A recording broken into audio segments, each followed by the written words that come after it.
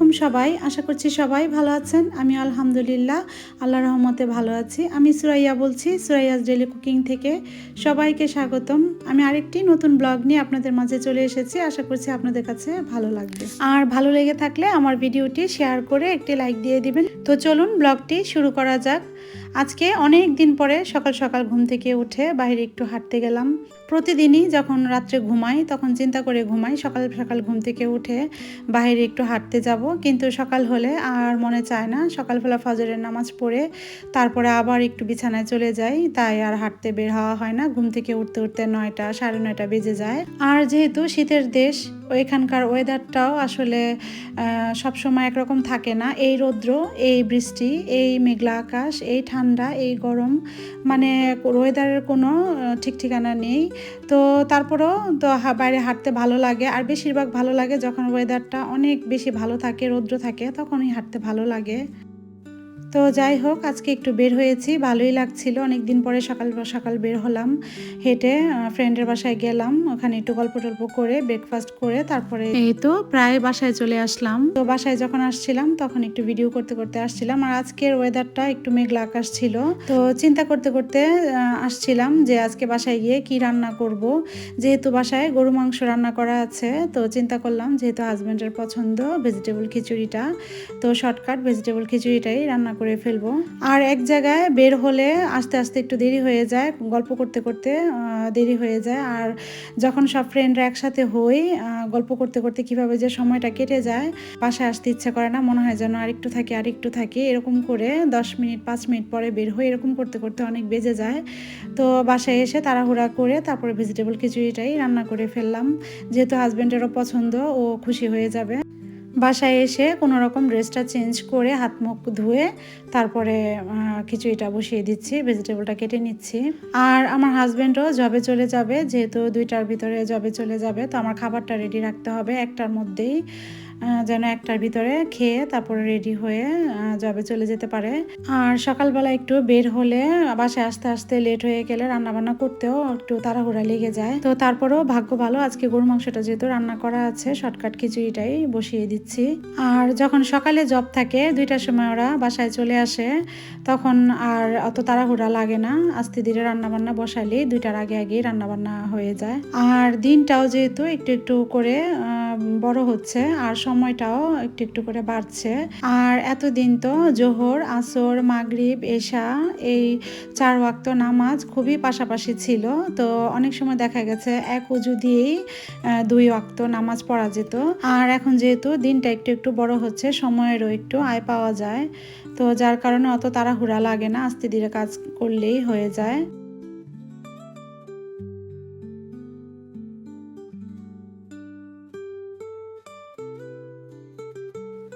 তো এই তো কথা বলতে বলতে খিচুড়িটাও আমি বসিয়ে দিচ্ছি। আর আজকের খিচুড়িটা আমি হাতে মেখে বসাবো। প্রথমে আমি চাল, মসুরের ডাল আর মুগের ডালটা আমি ভালো করে ধুয়ে তারপর পাতিলে দিয়ে দিয়েছি। তারপরে ভেজিটেবল যার যার পছন্দ অনুযায়ী দিতে পারেন। আমি আমার পছন্দ অনুযায়ী ভেজিটেবল দিয়ে দিলাম। তারপর পেঁয়াজ কুচি, তেল, আদা রসুন বাটা, স্বাদ মতো লবণ আর কিছু গরম মশলা আর হলুদের গুঁড়া, ধনের গুঁড়া, জিরার গুঁড়া দিয়ে তারপরে আমি মেখে বসিয়ে দিব।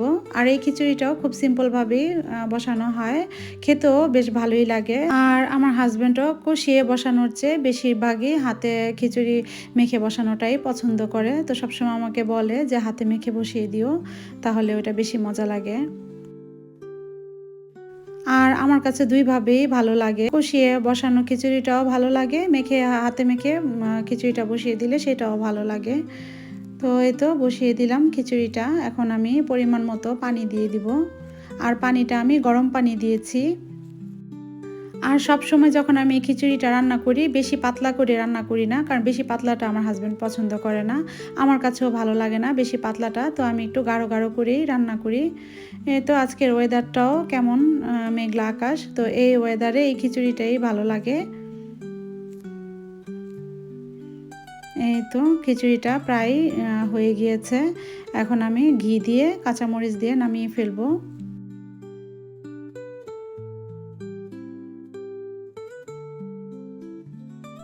এই তো এরকম আমি ঘনত্বটা এরকম রাখি সব সময় খিচুড়িটা। আর ভেজিটেবলটা পরিমাণে একটু বেশি করে দেই, এতে করে খিচুড়িটা ভালোই লাগে। আর আমার ছেলে মেয়ে ভেজিটেবল তেমন একটা খেতে চায় না, তো খিচুড়িটার মধ্যে দিলে ওদেরও ভেজিটেবলটা মোটামুটি খাওয়া হয়। আর আমার ছেলে মেয়েও এই খিচুড়িটা খুব পছন্দ করে, তো যার কারণে প্রায় সময় আমার এই খিচুড়িটা রান্না করা হয়। যখনই আমি গরু মাংস রান্না করি তখন আমি এই খিচুড়িটা রান্না করি, ভালোই লাগে, খারাপ লাগে না, আর খুব শর্টকাটভাবে হয়েও যায়। আর এই খিচুড়িটা আমি মনে করি ছোট বড় সবার জন্যই খুবই হেলদি, খুবই ভালো খেতে পারলে। আর যেসব বাচ্চারা নতুন মাত্র বাড়তি খাবারটা শুরু করেছে এইসব বাচ্চারাও এই খিচুড়িটা খেতে পারবে, শুধুমাত্র কাঁচামরিচটা অ্যাভয়েড করলেই হবে। এই তো কথা বলতে বলতে আমার হাজব্যান্ডের জন্য বেড়ে নিচ্ছি খিচুড়িটা। এই তো দেখুন কতটা লোভনীয় লাগছে, সাথে একটু ঘি বা আচার নিয়ে খেলে আরও বেশি ভালো লাগবে। তো কার কার এরকম ভেজিটেবল খিচুড়ি আর গরুর মাংস খেতে পছন্দ কমেন্ট করে জানাবেন, আমার তো খুবই পছন্দের খাবার। তো হাজব্যান্ডকে খাবার টাবার দিয়ে জবে বিদায় দিয়ে তারপরে চলে আসলাম আপনাদের সাথে কিছু শপিং শেয়ার করব। কিছুদিন আগে আমি ট্যাডিতে গিয়েছিলাম, যারা যারা আমার ব্লগ দেখেন তারা হয়তো বা আমাকে দেখেছেন যে আমি ট্যাডিতে গিয়েছিলাম কিছুদিন আগে। তো ট্যাডি থেকে কিছু শপিং করেছি, আজকে সেই শপিংগুলোই আপনাদের সাথে শেয়ার করব। তো এখানে আমি কিছু লাইট কিনেছি, তো এই লাইটগুলা মূলত কিনেছি আমার কাচের শোকেসের ভিতরে লাগানোর জন্য আর কিচেন ক্যাবিনেটের নিচে লাগানোর জন্য কিনেছি। তো খুবই সুন্দর লাগবে ওগুলাতে লাগালে, আর আমার রান্নাবান্না করতেও সুবিধা হবে। আর এই তো হোম লেখা ওই শোপিসটা আমার কাছে খুবই ভালো লেগেছে, তো ওইটাও নিয়ে নিলাম। যেহেতু ওইটা নিয়েছি আমার বেডরুমের জন্য, যেহেতু কালারটাও আমার কাছে খুবই ভালো লেগেছে। আর একটা উডেনের ট্রে নিয়েছি, আর উডেনের ট্রে কালারটাও আমার কাছে ভালো লেগেছে, ব্ল্যাক কালার। আমার কিচেনের জন্য নিয়েছি, কিচেনে ডাইনিং টেবিলের উপরে রাখার জন্য ফুল দিয়ে। তো ট্রেটা আমার কাছে খুবই ইউনিক লেগেছে, ভালো লেগেছে, তাই নিয়ে নিয়েছি। আর আরেকটা মিররের ট্রে নিয়েছি, মিররের ট্রেটাও আমার কাছে খুবই ভালো লেগেছে। যে যদিও আমার একটা আছে আমার কফি টেবিলের উপরে লিভিং রুমে, তো ওইটাতেও আমি ফুল টুল দিয়ে রেখে দিয়েছি। আর এটাও আমার কাছে ভালো লেগেছে, এটা আমি আমার কাছের ডাইনিং টেবিলের উপরে ফুল দিয়ে সাজাবো, ডেকোরেশন করব। আর এখানে কিছু মশলা রাখার কন্টেনার কিনেছি, আর এই মশলা রাখার কন্টেনারগুলো আমার কাছে ভালোই লেগেছে, তাই বেশ অনেকগুলো কন্টেনার নিয়ে নিয়েছি। আমার পুরনো মশলা রাখার ঝাড়গুলো আমি ফেলে দিব, তো চেঞ্জ করব, যার কারণে এগুলো নিয়েছে। আর এগুলার প্রাইসগুলোও মোটামুটি রিজনেবলের মধ্যেই ছিল, তো আমি অনেকগুলো নিয়ে নিয়েছি। আর কিভাবে কি আমি মশলা রাখবো, কিভাবে আমি ডেকোরেশন করব আমার কিচেনটাকে ইনশাল্লাহ আপনাদের সাথে শেয়ার করব। আর এখানে আমি বিউটি ব্লেন্ডার নিয়েছি একটা বক্সের ভিতরে 4টা, তো আমার কাছে ভালোই লেগেছে, বক্সটা সহকারে আমার পছন্দ হয়েছে, তাই নিয়ে নিলাম। এটাও প্রাইসটা রিজনেবলের মধ্যেই ছিল। আর একটা পারফিউম নিয়েছি, পারফিউমটাও আমার কাছে ভালো লেগেছে, এটার স্মেলটা খুবই সুন্দর, তো চিন্তা করলাম নিয়ে নিই। অনেক আইটেমের পারফিউমই ছিল, তো এর মধ্যে এটার স্মেলটা আমার কাছে ভালো লেগেছে, তাই এটাও নিয়ে নিয়েছি।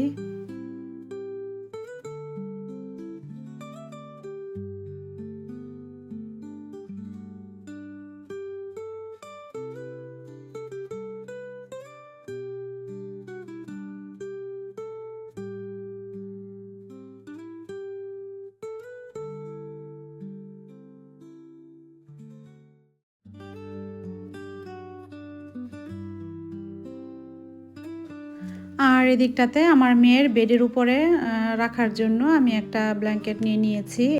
আর আরেকটা মশলা রাখার জন্য আমি এখানে মশলার জারগুলা সাজিয়ে রাখার জন্য আমি একটা স্ট্যান্ড নিয়ে নিয়েছি, তো এই স্ট্যান্ডটাও ভালোই লেগেছে।